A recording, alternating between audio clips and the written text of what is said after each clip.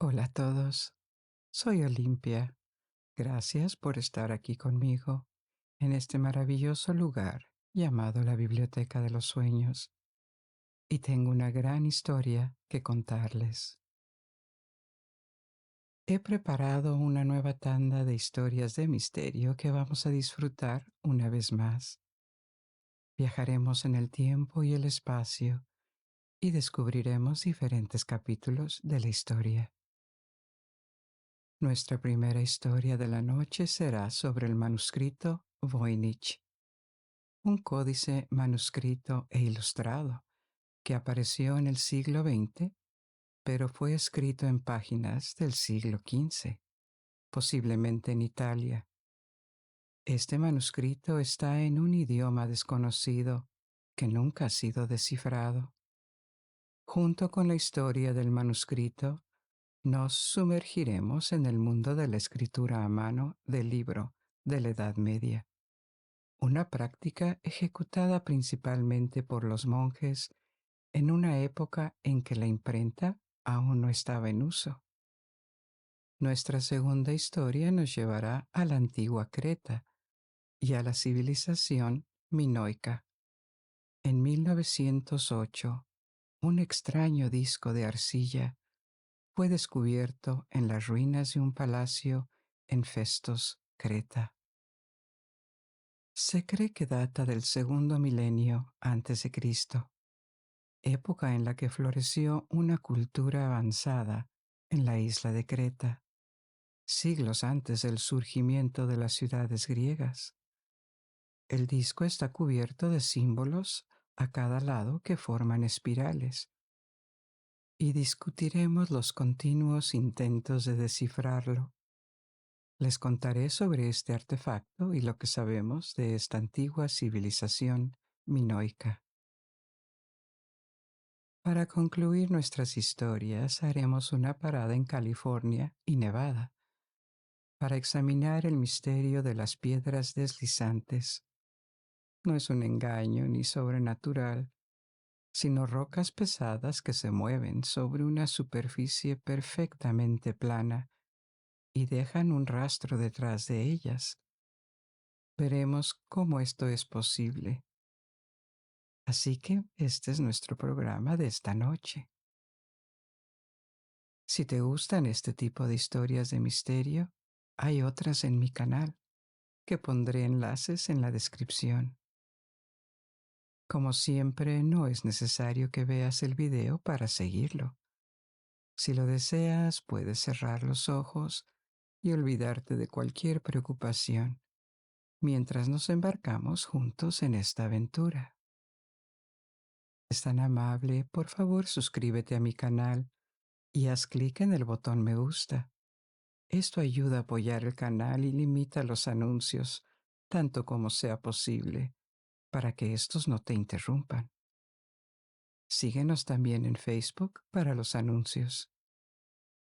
Si te quedas dormido y deseas reanudar el video más tarde o saltar directamente a una parte particular de la historia, las marcas de tiempo se enumeran en la descripción y también estarán en el primer comentario. También ahí encontrarás enlaces a diferentes opciones de transmisión, como Spotify, Apple Podcasts y Amazon Music. Pero antes de comenzar, asume una posición cómoda, toma una respiración larga y profunda y relájate.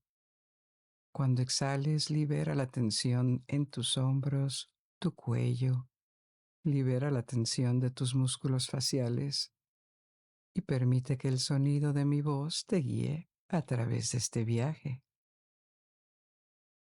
En 1912, una rama de la Compañía de Jesús en Roma decidió vender una gran biblioteca de libros antiguos debido a la escasez de dinero. Manuscritos preciosos, copiados siglos antes, fueron puestos a la venta y la mayoría fueron comprados por la Biblioteca Vaticana. Sin embargo, no todos encontraron su camino ahí. El anticuario y bibliófilo polaco especializado en libros raros, Wilfrid Voynich, compró un grupo de 30 manuscritos de la venta. 29 de estos manuscritos eran raros y preciosos, pero no eran particularmente intrigantes. Sus orígenes y estilos se remontaban a lugares y épocas conocidas, y su contenido era fácilmente identificable para el experto que era. Pero había un manuscrito que parecía muy diferente. Parecía un manuscrito regular, en pergamino de finales de la Edad Media. Su antigüedad fue sugerida por la evidencia que indicaba que ciertamente no era reciente. Sin embargo, el lenguaje y las ilustraciones eran indescifrables. El manuscrito contenía todo lo que parecía oraciones compuestas de palabras desconocidas, escritas en un alfabeto no identificado. El trabajo también incluía dibujos y pinturas, utilizando colores como el azul, el blanco, el verde y un marrón rojizo. Las ilustraciones presentaban plantas, diagramas que sugerían astronomía o astrología, e imágenes de mujeres bañándose en piscinas o bañeras, aparentemente conectadas por una red de tuberías. Este documento era tan peculiar que Voynich dedicó una cantidad considerable de tiempo en tratar de darle sentido y determinar sus orígenes, pero sin éxito. Cuando murió, el manuscrito pasó a su viuda, y en 1969 el documento ahora conocido como el manuscrito Voynich fue donado a la Biblioteca de Libros Raros y Manuscritos Beinecke de la Universidad de Yale, donde permanece. Desde entonces se han hecho numerosos intentos de estudiar el manuscrito, descifrarlo, fecharlo y determinar si era un documento codificado. El trabajo de un copista desconocido, tal vez excéntrico, o posiblemente la única pieza restante de un cuerpo de trabajo más grande que ha desaparecido desde entonces. O tal vez sea solo un engaño elaborado. Más de un siglo después de que fuera comprado por Voynich, el manuscrito ha revelado pocos de sus secretos, y hay hipótesis, pero todavía está envuelto en misterio. Antes de volver a ello, echemos un vistazo a lo que realmente son los manuscritos medievales y las generaciones de copistas que los hicieron. Durante más de 1000 años, los libros en Europa eran raros y de difícil acceso, hasta la difusión de la imprenta, que realmente despegó en el siglo XVI.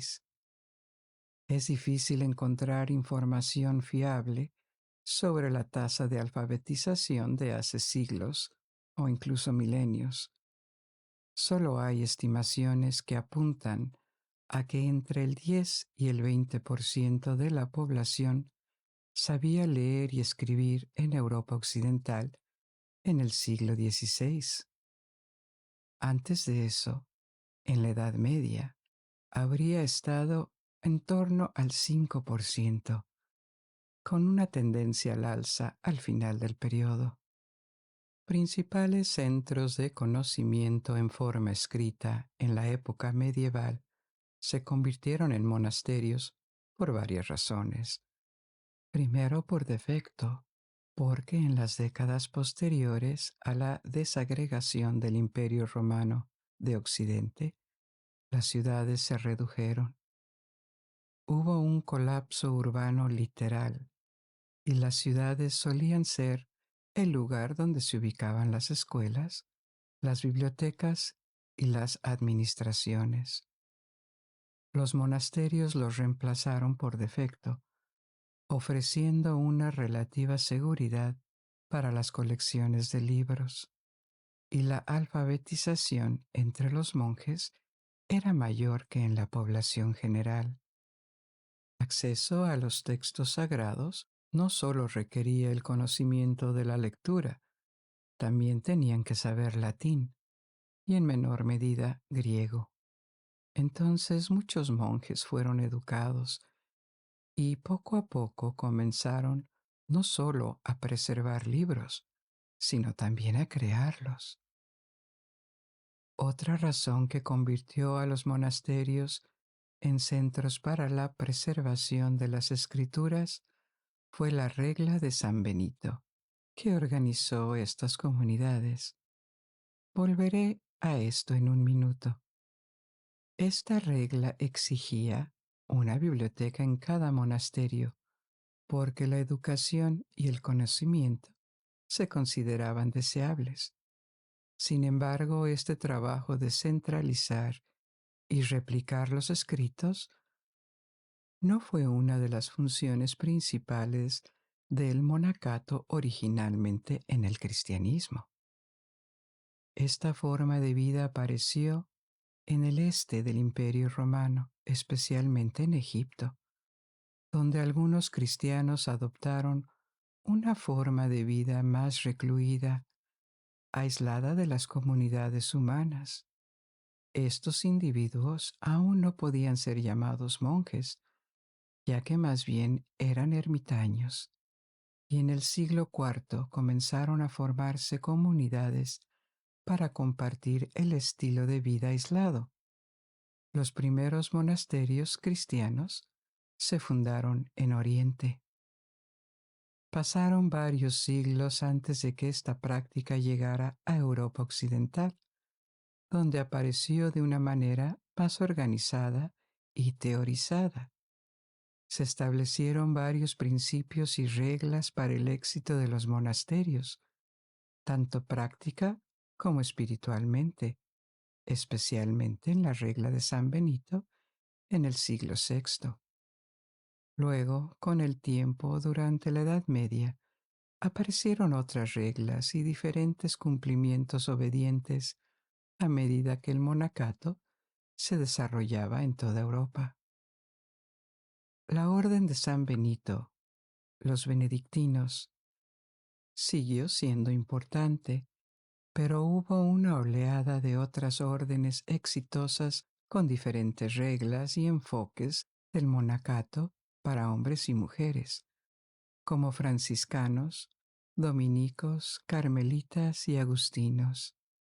Algunos optaron por vivir en conventos de la ciudad para dedicarse directamente a ayudar a la gente.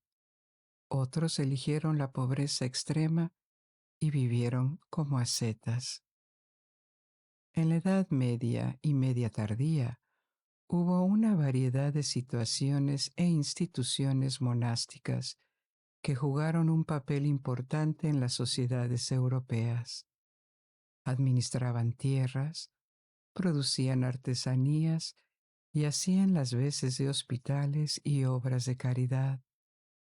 Algunos tenían reglas sociales más laxas que permitían a los miembros salir regularmente y mezclarse con la población en general, mientras que otros se apegaban a las de reclusión y a veces silencio total.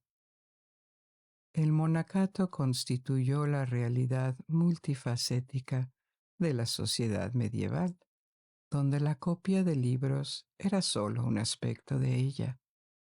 Ahora bien, como saben, el cristianismo no es la única religión que inspiró la vida monástica. El budismo y el hinduismo también tienen monjes. Las tradiciones son muy diferentes, pero lo que tienen en común es la opción de renunciar a las actividades mundanas para dedicarse al trabajo espiritual y a veces también del cuidado de otras comunidades. Otras religiones son más críticas de esta forma de vida. No se practica en el Islam y también es muy marginal en el judaísmo moderno. Cuando se trata del cristianismo, ha seguido siendo importante solo en el catolicismo y la ortodoxia, ya que el protestantismo, en todas sus ramas, no tiene realmente una tradición monástica establecida. Cuando la Reforma comenzó fue, en parte, una reacción contra la codicia y la corrupción del catolicismo romano. Martín Lutero, monje, vivió durante varios años en el monasterio de San Agustín en Erfurt, Alemania, que muchos teólogos e historiadores consideran la cuna de la Reforma. Cuando el protestantismo condenó los excesos del catolicismo romano en el siglo XVI, trataba solo de los papas y dignatarios de alto rango de la Iglesia. Muchas abadías y conventos habían acumulado fortunas considerables, y esto se veía como una burla a su vocación original, vivir en la pobreza o la sencillez para dedicar su existencia al trabajo espiritual y al cuidado de los necesitados. Además, no hay nada en las escrituras sobre el monacato.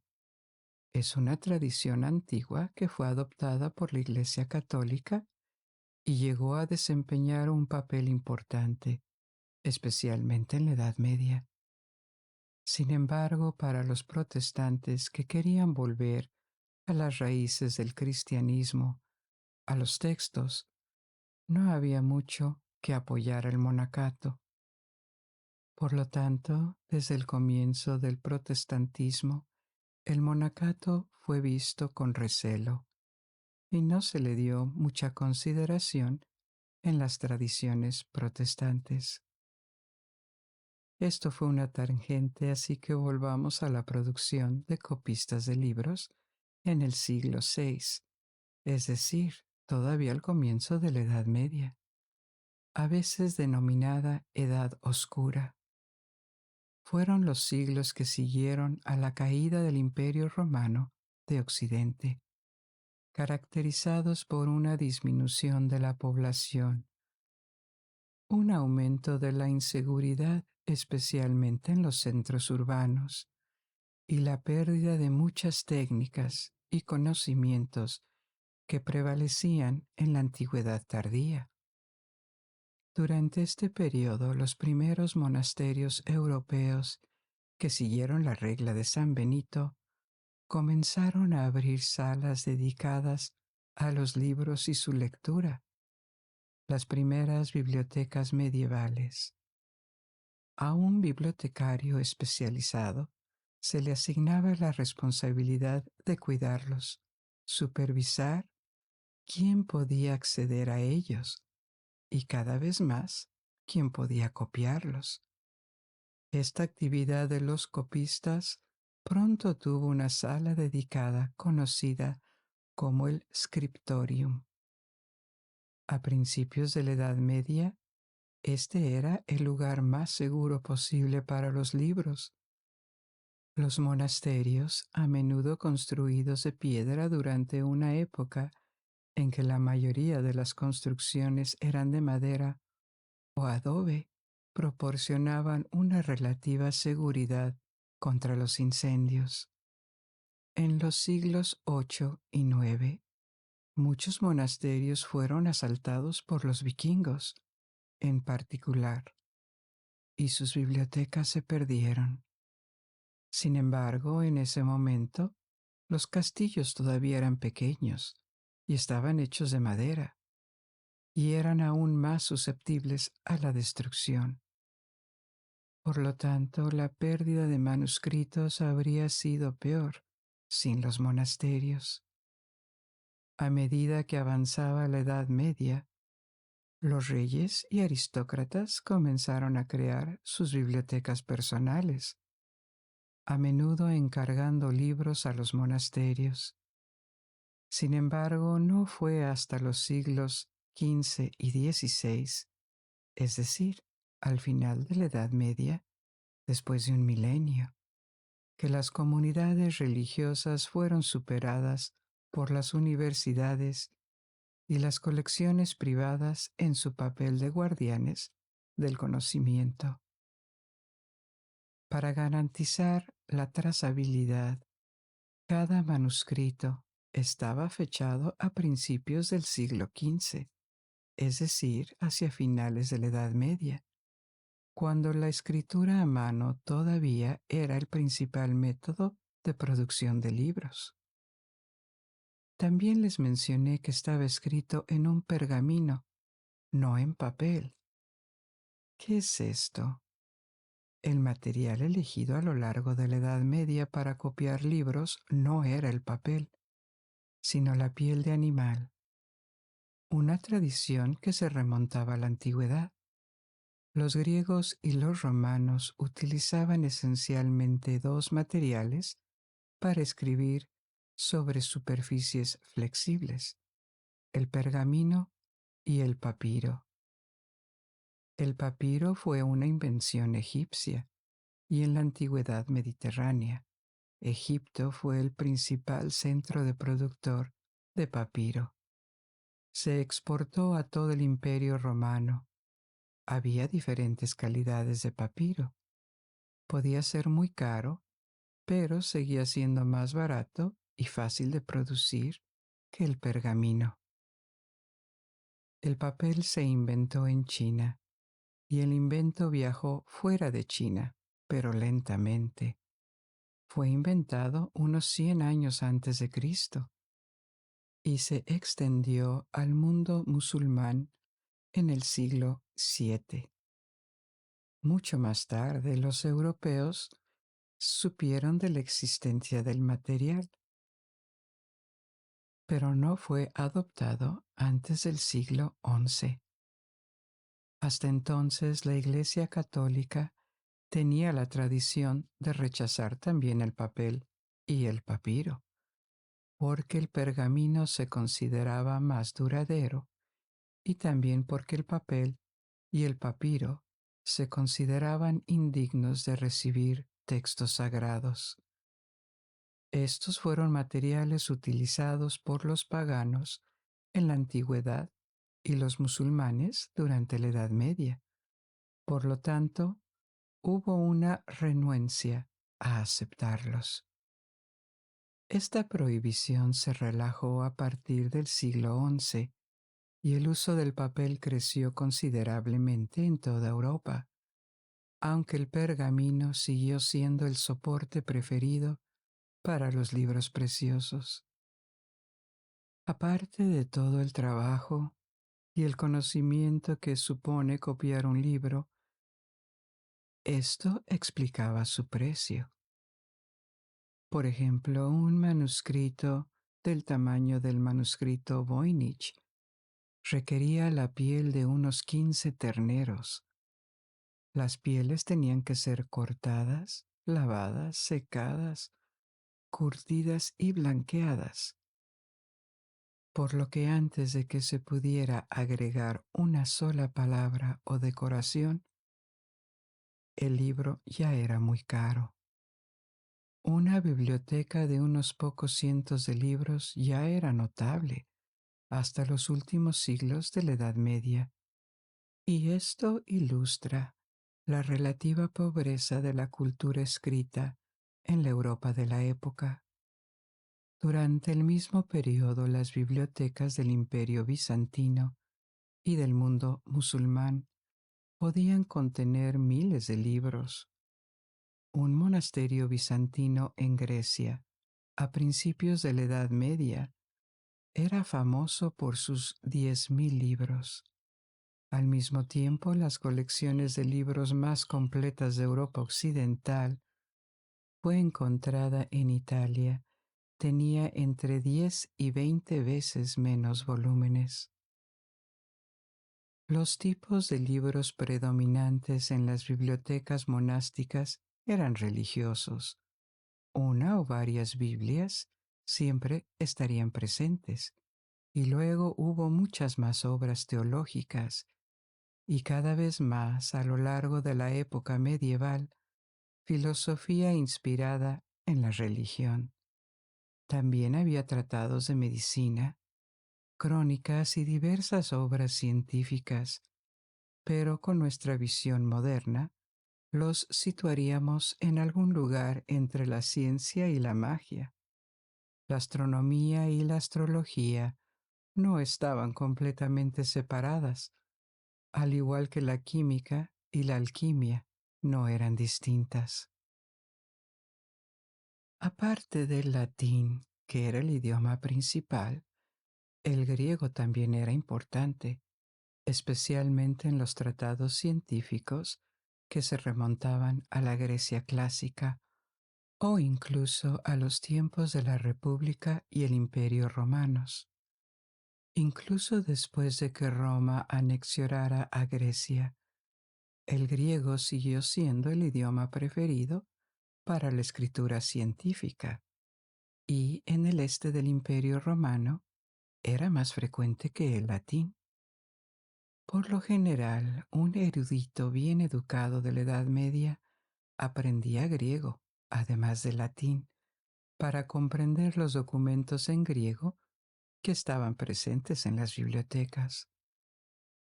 La forma en que se copiaban los libros no era solo por monjes residentes, que dedicaban horas a copiar en el scriptorium de un monasterio.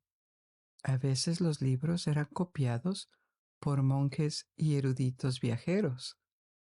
Viajaban de monasterio en monasterio para realizar una investigación particular y pedían el derecho a quedarse y estudiar los libros, que normalmente se les concedía.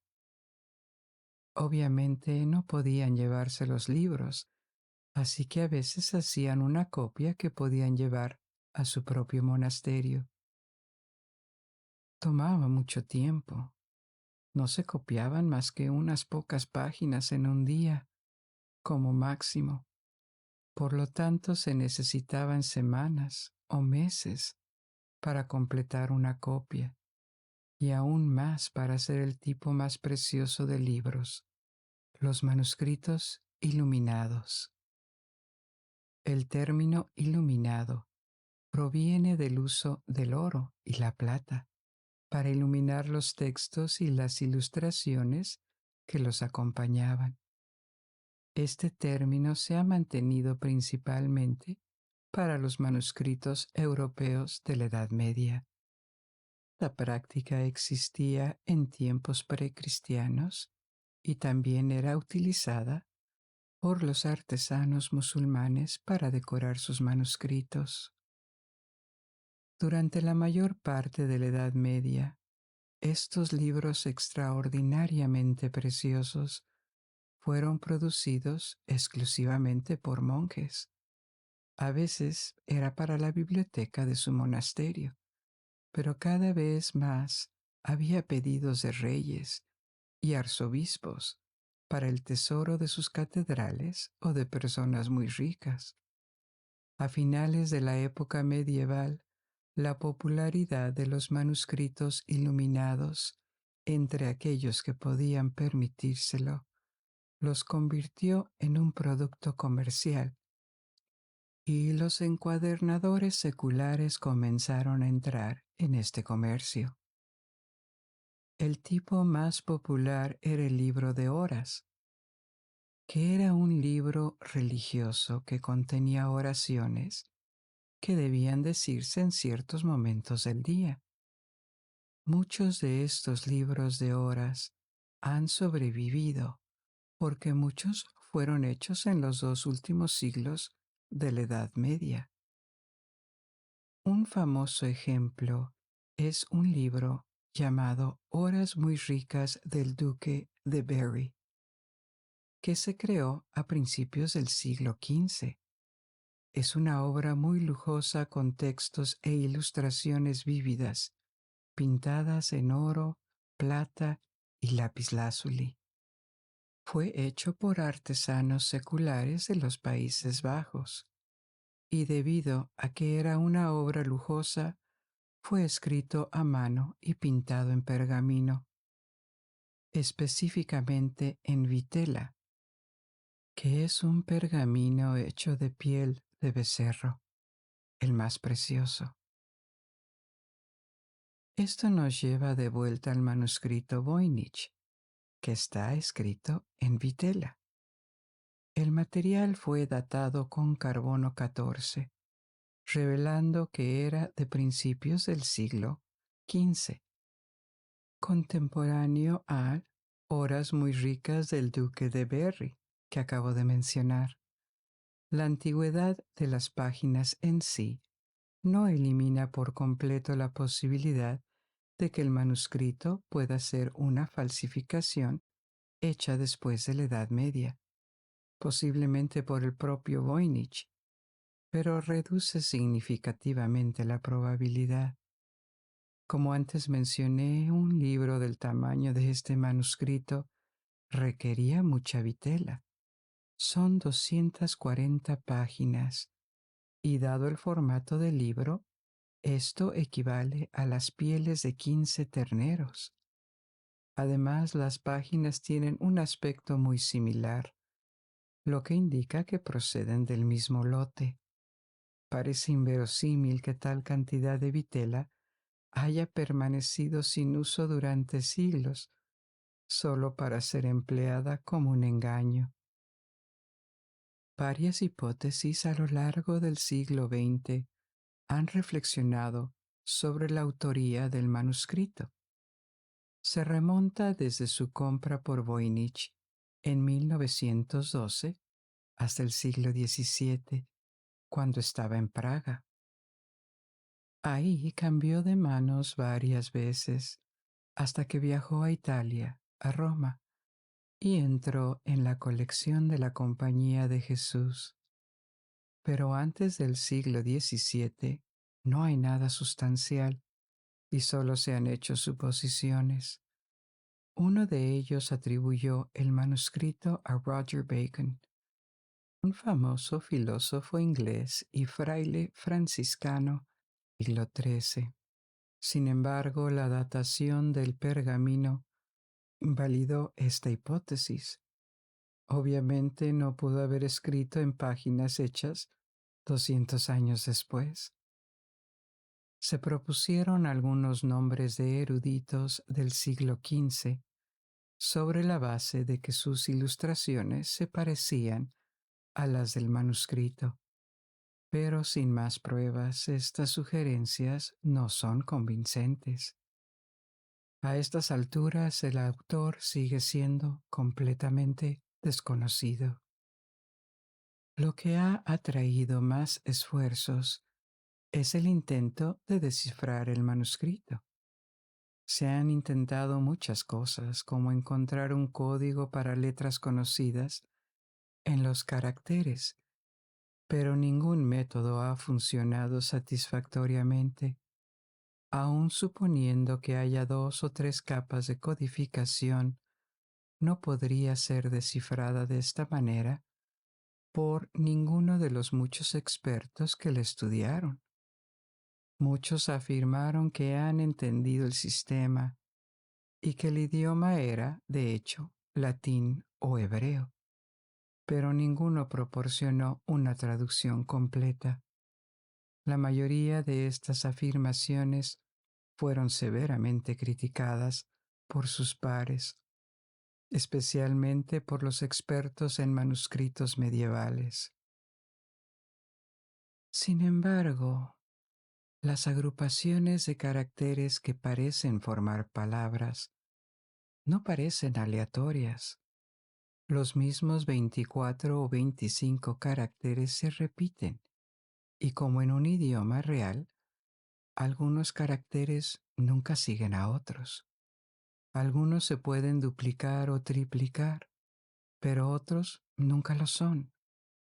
Al mismo tiempo, una peculiaridad notable es que ciertos signos solo aparecen al principio o al final de lo que se asemejan a palabras en el manuscrito, que es una característica que no tiene ninguna lengua europea.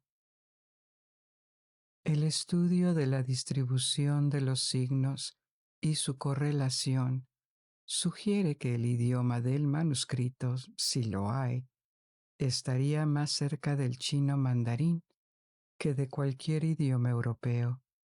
Sin embargo, los intentos de descifrarlo en cualquier idioma conocido han fracasado hasta ahora, por lo que el núcleo del misterio permanece intacto y solo nos quedan hipótesis que parecen improbables.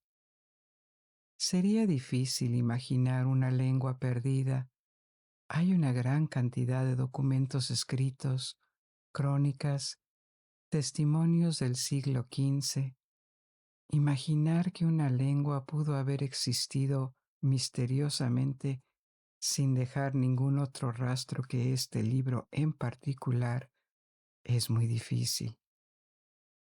Otra posibilidad es que nunca se haya descifrado porque el enfoque de la codificación es tan inusual y nunca se ha oído hablar de él que nadie podría entenderlo todavía. Esto es técnicamente posible, pero el hecho de que resistiera décadas de intentos, incluso por parte de expertos que fueron capaces de descifrar códigos sofisticados creados por máquinas como durante la Segunda Guerra Mundial o la Guerra Fría, es difícil de creer. Y si no es ninguna de estas opciones, entonces debemos considerar la posibilidad de que realmente no tenga sentido. Por razones desconocidas, alguien en el siglo XV o un poco más tarde habría cubierto más de 200 páginas con dibujos que se asemejaban a escritos, probablemente después de inventar una especie de alfabeto y reglas aleatorias que determinan la colocación de los signos para hacerlos parecer sistemáticos, como un lenguaje. Pero esto también es extraño. ¿Por qué molestarse? ¿Por qué usar, o mejor dicho, por qué usar un soporte costoso para hacer esto? Posiblemente para engañar a alguien, para que lo comprara en los siglos XV, XVI o XVII, para venderlo como un objeto misterioso. Después de más de un siglo desde que Voynich encontró y compró este manuscrito, todavía nos faltan respuestas y algún tipo de certeza. Tal vez las respuestas se revelen más adelante. El manuscrito sigue atrayendo interés y cada pocos años alguien afirma que ha descifrado el código. Hasta ahora la realidad de lo que habían logrado era bastante decepcionante y aquellos que pretenden entenderlo generalmente dicen que es un tratado medicinal, lo que se puede adivinar fácilmente con solo mirar las ilustraciones de las plantas. Al menos nos dio la oportunidad de explorar un capítulo en la historia de los libros. Ahora pasemos a nuestra segunda historia de la noche, o en realidad retrocedamos en el tiempo, porque esta nos llevará a tiempos mucho más antiguos, con el descubrimiento de la civilización minoica en Creta en 1908, 4 años antes de que Voynich escribiera su manuscrito. Se estaban llevando excavaciones arqueológicas en la isla de Creta, en el sitio de un antiguo palacio llamado Festo.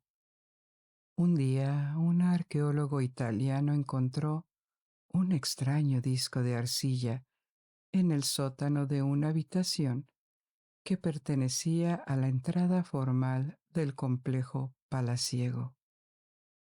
El disco tenía las dimensiones de una pequeña placa de 6 pulgadas de diámetro, pero lo que llamó la atención fue que, a ambos lados del disco, había símbolos estampados formando espirales.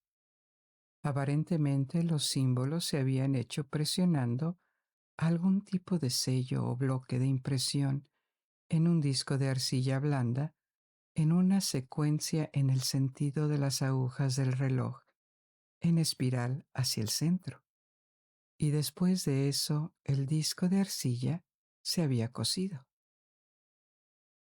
Dada la antigüedad de las ruinas, el disco habría sido dejado ahí y habría esperado más de 3000 años antes de su descubrimiento. Los arqueólogos de principios del siglo XX acababan de descubrir que, en la isla de Creta, especialmente en el lado de Festo, había florecido una de las civilizaciones mediterráneas más antiguas, una que era distinta a la antigua Grecia más conocida, y que existía muchos años antes de que las ciudades griegas o Roma surgieran como modelos en la época en los egipcios construyeron sus pirámides. A finales del siglo XIX y a principios del XX, no faltaban arqueólogos europeos en Oriente Medio y sus alrededores. Británicos, alemanes, franceses, italianos, estaban en todas partes, desde Turquía hasta Egipto y desde Grecia hasta Persia, en busca de los restos de civilizaciones antiguas. La cronología del pasado, especialmente de la antigüedad temprana, parecía volverse cada vez más clara. Había una sensación de asombro ante todos estos descubrimientos, tumbas y templos egipcios, ruinas griegas primitivas, el sitio de Troya en Turquía y los restos y archivos venecianos, asirios, babilónicos y persas. Fue un periodo fructífero para la arqueología, pero también imprudente. Muchos sitios fueron dañados o reconstruidos apresuradamente, a veces sin posibilidad de reparación. Veremos que Creta, con su civilización minoica, no se libró de esto, y a veces la arqueología no se distinguía del todo del saqueo. Muchos artefactos desaparecieron y terminaron en manos de coleccionistas privados que no tenían demasiada curiosidad por el origen de lo que compraban. Por lo tanto, muchos descubrimientos rápidos e impresionantes ciertamente beneficiaron nuestra comprensión del pasado, pero a un costo científico, porque también hubo destrucción. Ahora volvamos a Creta y a lo que sabemos de la civilización minoica. Su nombre primero fue descubierto a principios del siglo XX por un arqueólogo británico, Arthur Evans. Acuñó el nombre de minoico a partir de la mitología griega, porque identificó el sitio más importante de Creta, Knossos, con el palacio del legendario rey Minos, de la mitología griega y ateniense. En la mitología ateniense, Minos era el hijo de Zeus, gobernó Creta, era el rey de Creta, y regularmente los atenienses tenían que enviar 12 jóvenes a Creta para ser sacrificados a su hijo maldecido, el Minotauro, que vivía en el centro del laberinto. Evans era perfectamente consciente de que Minos no pudo haber existido en absoluto, o que pudo ser un nombre genérico puesto en un personaje inspirado en varios reyes. Pero debido a que Creta había pertenecido al mundo griego y todavía es parte de Grecia moderna, tenía sentido. El nombre de civilización minoica se mantuvo. Los restos más notables de esta civilización son grandes y elaborados palacios. Pueden tener hasta 4 pisos de altura decorados con frescos, y su diseño parece muy ingenioso, con elaborados sistemas de plomería, por ejemplo. El más grande y famoso de estos palacios es el de Knossos, seguido de Festo, donde se descubrió el disco. Sin embargo, los minoicos no se limitaron a Creta. Su influencia se extendió a otras islas del mar Egeo y a las tierras al este y al oeste de Creta. Tenían al menos conexiones comerciales con el antiguo Egipto durante el Imperio Antiguo y el Levante. Hoy en día, Creta parece bastante rocosa y seca, pero parece que no siempre fue así.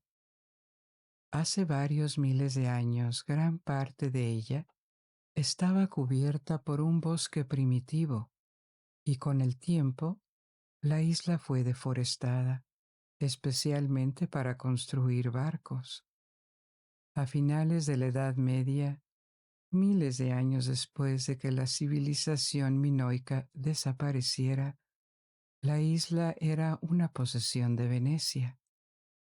En ese momento parece que todavía había bosques residuales en él, pero fueron cortados hasta el último árbol hace varios siglos. Entre los bosques, el mar cercano y los recursos en metal especialmente, Creta ofrecía un ambiente favorable para el desarrollo de comunidades humanas y el progreso técnico. La Edad de Bronce comenzó muy temprano en Creta, en el cuarto milenio antes de Cristo.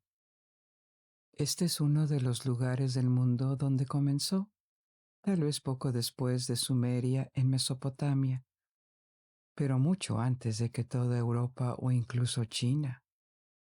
A finales del tercer milenio antes de Cristo, según los descubrimientos arqueológicos, existían varios centros de trabajo manual o comercio, y probablemente había diferentes clanes o entidades que coexistían en la isla, compartiendo una cultura similar y posiblemente un idioma similar. Se cree que esto evolucionó hasta convertirse en monarquías, y los soberanos de estos pequeños, pero probablemente prósperos estados, comenzaron a construir sus sistemas políticos. Sin embargo, alrededor del año 1700 a.C., después de lo que parece un milenio de progreso gradual, produjo una gran perturbación, probablemente un gran terremoto, dada la actividad sísmica de la zona, pero también podría haber sido una invasión. No lo sabemos exactamente. Varios palacios de la isla, incluidos los de Knossos y Festo, fueron destruidos.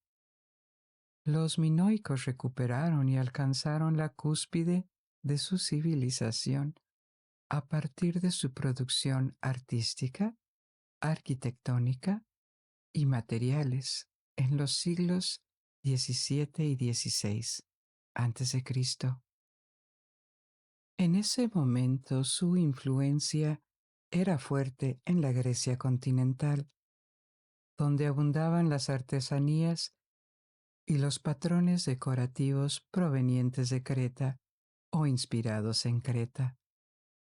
Los palacios fueron reconstruidos, mostrando cómo los cretenses se habían recuperado, y los desastres naturales no los perdonaron.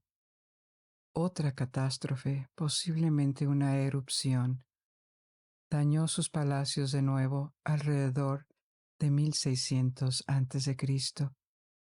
y una vez más en 1400 a.C.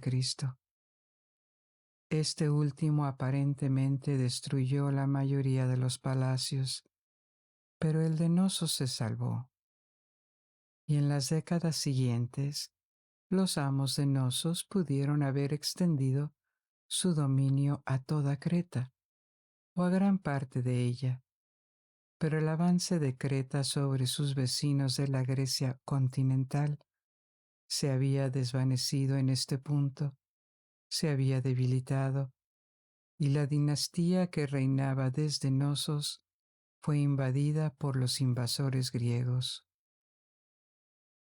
Después de eso, la civilización minoica declinó.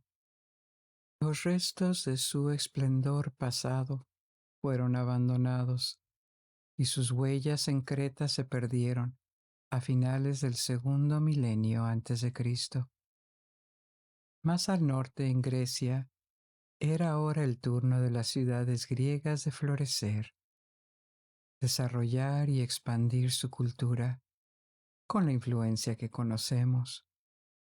Pero la civilización griega tiene una deuda con los minoicos, y a pesar de que Creta fue absorbida por el mundo griego, como todas las islas del mar Egeo, los griegos todavía la consideraban un poco extraña, un poco extranjera.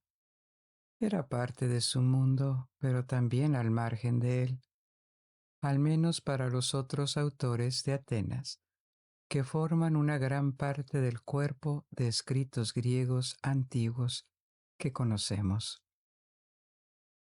Es posible que los desastres naturales que azotaron Creta contribuyeron a su decadencia e inspiraran en parte el mito de la Atlántida, tal como lo contó Platón.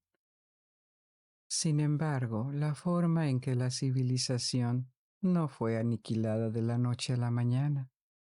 Tuvo un largo periodo de declive constante. La destrucción que sufrió probablemente contribuyó a su caída, y esto puede haber dejado una impresión en los griegos, dejando huellas en su tradición oral hasta que se registró en forma mitológica siglos después.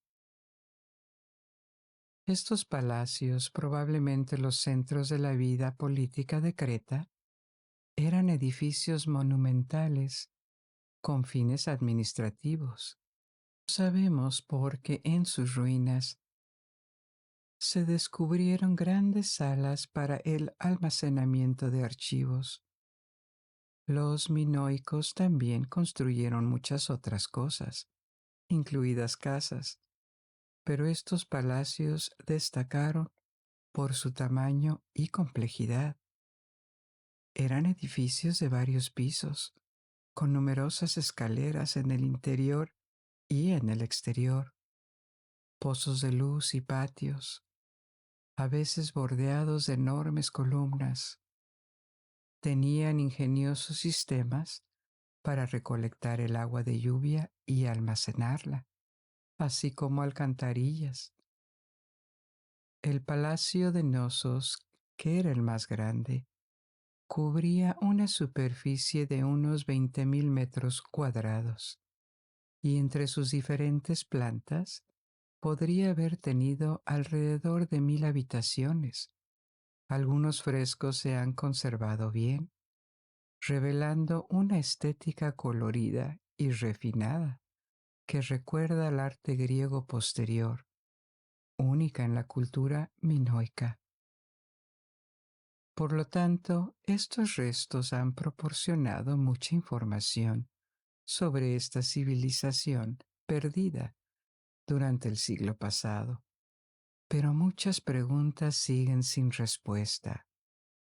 No sabemos exactamente cómo eran sus estados, cómo se gobernaban, y gran parte de su religión y sociedad también son poco conocidas. Incluso su lenguaje nos remite al disco de Festo. El minoico es una lengua no clasificada.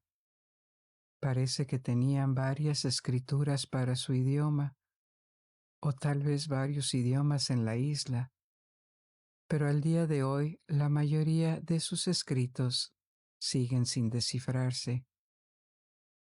Una lengua no clasificada significa que no puede asociarse a una familia más amplia de lenguas. Creta es donde se encuentran dos grupos lingüísticos muy grandes, las lenguas indoeuropeas y las lenguas semíticas. Las principales lenguas semíticas que se hablan hoy en día son el árabe, el armárico, que es un idioma utilizado en Etiopía, y el hebreo. Sin embargo, en la época en que surgieron los minoicos, los antepasados de las lenguas semíticas modernas, como el sumerio o el elamita, se hablaban en Mesopotamia, mientras que el egipcio antiguo se hablaba más cerca de Creta. Sin embargo, las comparaciones de las escrituras minoicas con las lenguas semíticas e indoeuropeas no fueron concluyentes, lo que significa que no pudieron integrarse en ninguna de las dos familias. Esto sugiere que el minoico pudo haber sido una lengua única, desarrollada en Creta o hablada por las personas que ocuparon la isla. Entonces, ¿por qué es interesante el disco de Festo? Dado que muchos otros documentos también han permanecido sin descifrar. Porque es el único hallazgo de este tipo. La escritura en el disco no se ha visto en ningún otro lugar, lo cual es desconcertante. Una posibilidad es que el disco fuera meramente decorativo y no un medio para escribir. Sin embargo, esta noción ha sido descartada en gran medida. Los mismos signos o jeroglíficos se repiten en ella. Hay 242 signos impresos en el disco, pero solo 45 punzones diferentes. Algunos aparecen con frecuencia, como una cabeza humana con una cresta, un símbolo en forma de campana que parece un casco, o lo que parece un boomerang. Otros aparecen solo una o dos veces, como si correspondieran a palabras o conceptos menos frecuentes. Estos signos también se asemejan a los jeroglíficos de Egipto y Anatolia, lo que sugiere además que corresponden a un texto. Además, cada 2 a 7 símbolos hay una barra de separación que parece indicar diferentes palabras u oraciones. Todos los intentos académicos de descifrar el disco han fracasado porque hay una falta de material con el que compararlo, lo que dificulta dar sentido a los signos. Por lo general, las lenguas escritas perdidas han sido redescubiertas y comprendidas de nuevo, porque aparecieron junto a las lenguas conocidas, o porque una variedad de documentos permitió la comparación y la comprensión del texto. No hay nada de eso aquí, porque el disco es el único artefacto con este guión que se ha encontrado. Esto significa que no hay pistas externas, pero también significa que las afirmaciones de haber descifrado el disco probablemente no sean concluyentes.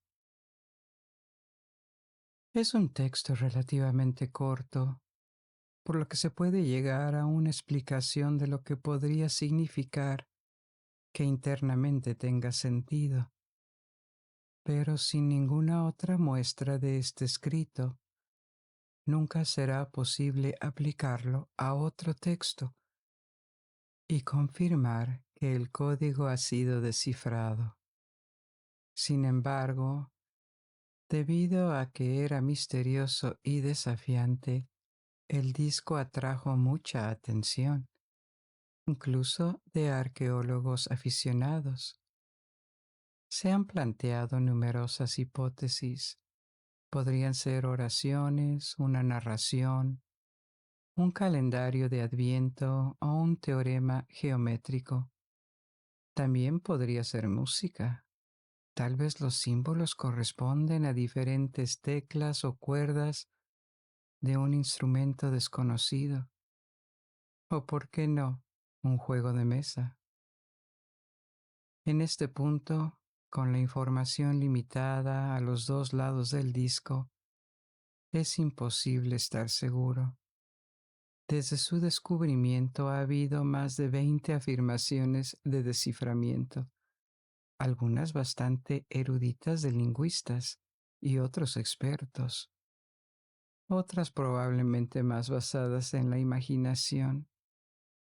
El disco de Festo se cita a veces como un ejemplo de pseudoarqueología, es decir, cuando personas sin conexión y a veces sin respeto por la disciplina tal como se ha practicado en universidades e instituciones de investigación, con sus protocolos y el enfoque basado en la evidencia se presentan. Tales individuos han afirmado que era de la Atlántida o que probaría conexiones con civilizaciones antiguas avanzadas o incluso influencia extraterrestre. Lo que realmente podría cambiar las reglas del juego sería el descubrimiento de un escrito más, si es que hay uno. Proporcionaría material para compararlo y quién sabe, debido a que los palacios conocidos de Creta ya han sido revisados a fondo, pero Creta es una isla grande. Los minoicos exportaron artefactos por todo el Mediterráneo oriental y no es imposible que algún día pueda aparecer otro artefacto, una tablilla, una piedra grabada, otro disco, que abra nuevas posibilidades. Y ahora, para nuestra tercera historia, volvamos a tiempos más modernos y crucemos el Océano Atlántico, pero en busca de otro misterio, este de naturaleza geológica y científica, y que es satisfactorio porque fue explicado recientemente. Imagina rocas que pueden viajar, deslizarse, sin ninguna intervención humana, animal o incluso vegetal, dejando huellas tras de sí.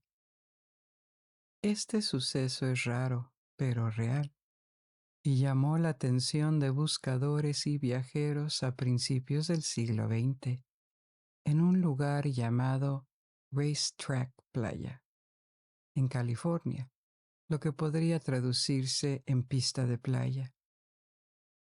Racetrack Playa es un lago seco en las montañas al este de California, cerca de la frontera con Nevada.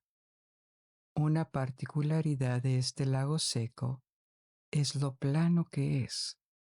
Es de un tamaño respetable, de unas 3 millas de largo y 1 milla de ancho, que son 4.8 kilómetros de largo por 1.6 kilómetros de ancho. Pero la diferencia de nivel entre los dos extremos del lago es de solo unas 2 pulgadas. Esto es notable, dado que hay montañas por todas partes. El lago seco se encuentra en un valle y cuando hay fuertes lluvias, el agua se lava desde las montañas circundantes y desembocan en el lago, que por un corto tiempo deja una fina capa de agua. Pero la región es desierta y el agua se evapora rápidamente, dejando solo lodo que se seca y se encoge. Aparecen grietas y forman una especie de mosaico de tierra que se ve a menudo en las zonas desérticas.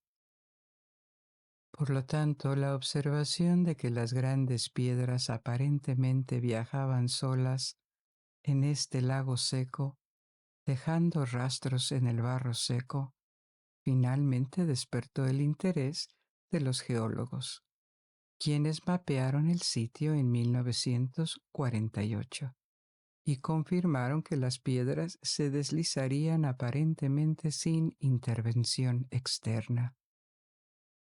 Se inició la búsqueda de un fenómeno similar en otros lugares y se descubrió otro sitio en Nevada.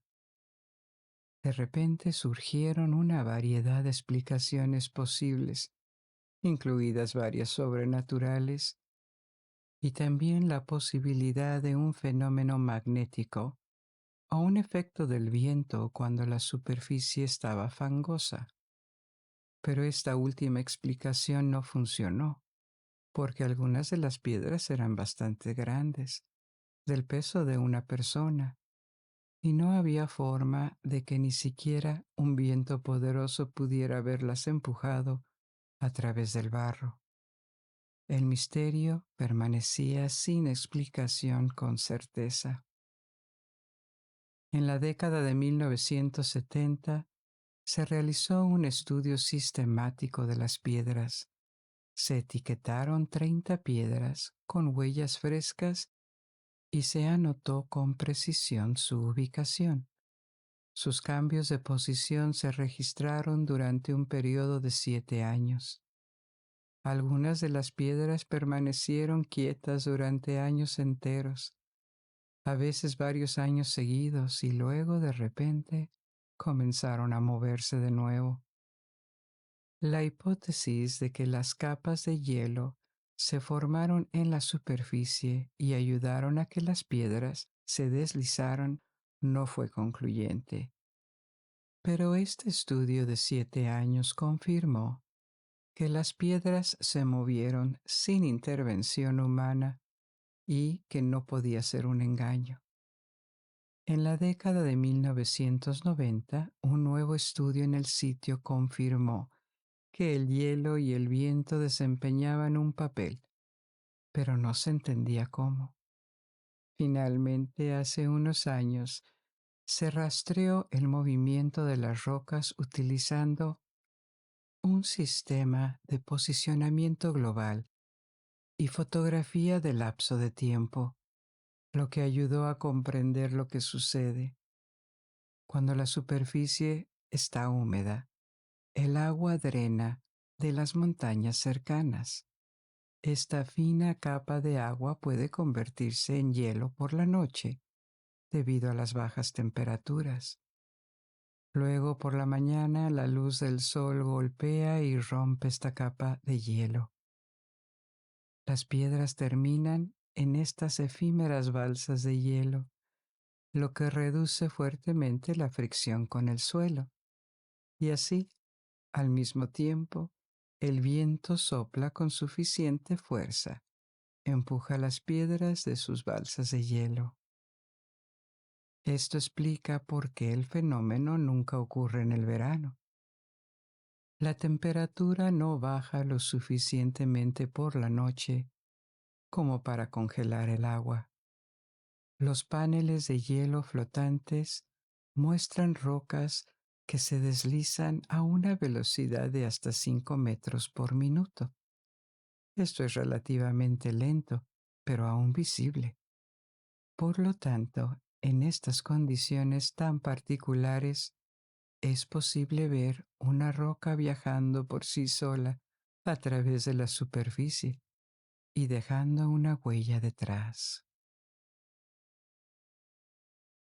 Este es el final de nuestro viaje por esta noche, y ahora puedes dejarte llevar y quedarte dormido, o si lo prefieres, puedes elegir otra historia de mi biblioteca. Y hasta que nos volvamos a encontrar, buenas noches, duerme bien.